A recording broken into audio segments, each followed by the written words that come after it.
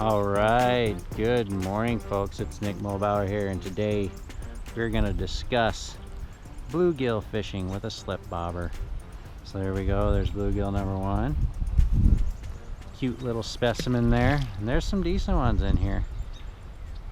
So we just had a ton of rain, and these are conditions I love to fish in because it brings those fish insanely shallow. We got the smallest slip bobber I have out there, and I am only 5 feet from shore, guys. These fish are tucked up in this brush. They have all this cover near shore that they generally are not using typically when the water's a lot clearer. There's very minimal clarity, and these fish will come up really shallow. A lot of fun. I love seeing that bobber go down, guys. That is something that just never gets old.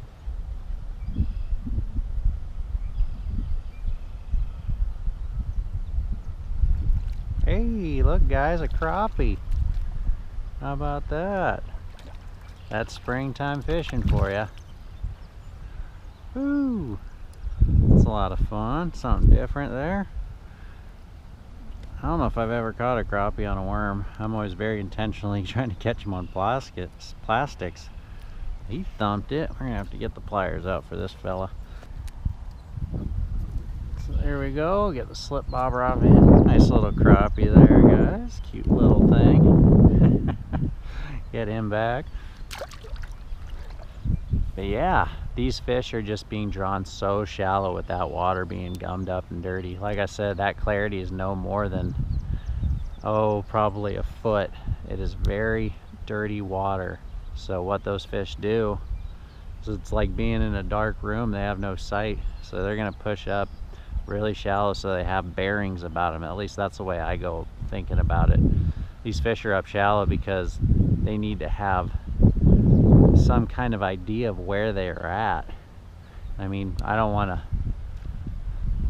undersell a fish's intelligence, but I think that's what they're doing. They have walls. They have their bearings if they're up shallow in that dirty water, and they're safe. They're not in no man's land. Even in these really dirty conditions, you can still catch fish. Just got to find that area, key in on where that first bite came from, then keep throwing there, because it's likely going to be a spot where those fish keep showing up, and that's exactly the case here.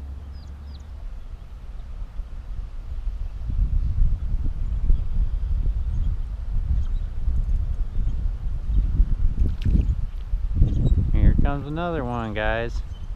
That was quick. I got my drag set really loose, but look at that beautiful little bluegill, guys. That's so fun. Do you really grow out of that, guys? I don't know. I don't. I love catching bluegill. They're so fun. You can catch them in such numbers that you just stay busy. But what I want to do quick is I want to give you guys a brief summary of what my setup is for this. So I just have a Fluger spinning reel, and I have my drag set really light. There's zero resistance because you can so easily pull that hook out of these fish mouth when they bite. So I have my drag set insanely loose for these bluegill.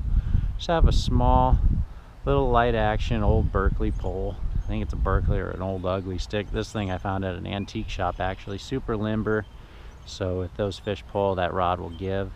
And I just have my slip bobber. Like I said, the smallest bobber I can find. The reason for that is I don't want those fish to feel the resistance of that bobber when they pull on it. I don't want them to get any suspicions about, you know, the lure that they bit. And then I just have a little piece of split shot on there and a little jig head there. And that could just be a plain hook too. The reason why I have that jig head on there is because it helps keep that bobber upright.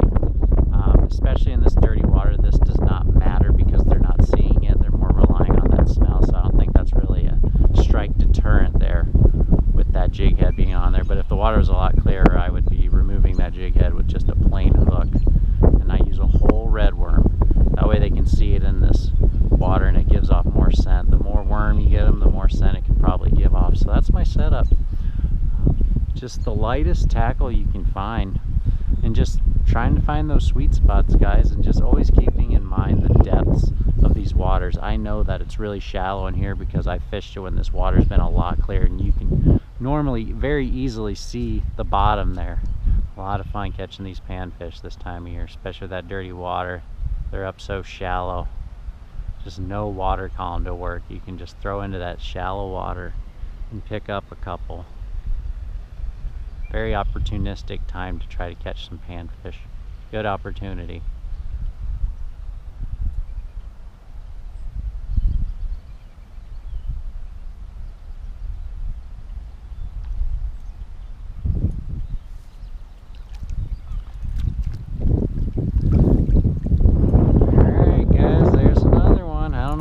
Caught now, half a dozen already, maybe a half hour there. I'll show that one to you and then we'll give you guys a little brief summary. Leave it to a bluegill to do that. Get him back. But guys, I think of all things that you should be thinking of, the most important thing is just to think shallow. When these waters are muddied up like this, these fish will push up very shallow, guys, 2 feet of water. And they'll be up on this brush or not far from it, but just think shallow. Also be stealthy. These fish are close to shore, so you want to do what you can to not spook them off where they're holding. Last is just fish a light bobber. You do not want those fish to feel resistance. You don't want them to have any suspicions about your presentation. So be stealthy, take your time, and just think shallow. The only exception I want to make to that is just dead of winter cold. When the water temperatures get into the mid 40s plus, that's when muddy water shallow fishing can really shine. But if it's colder than the mid 40s, those fish might push out a little bit deeper. So just think shallow, dirty water temps that are mid 40s plus. You can catch them from March all the way till probably October when those water temps start falling off again. But it's a very effective way to catch bluegill after a rain and having dirty water. So I hope you guys enjoyed that, and I hope that was helpful. And if you like the content, please subscribe, because I'm trying to grow my channel and I really appreciate it. Hope you dig it. You guys take care. Get out there and catch some fish.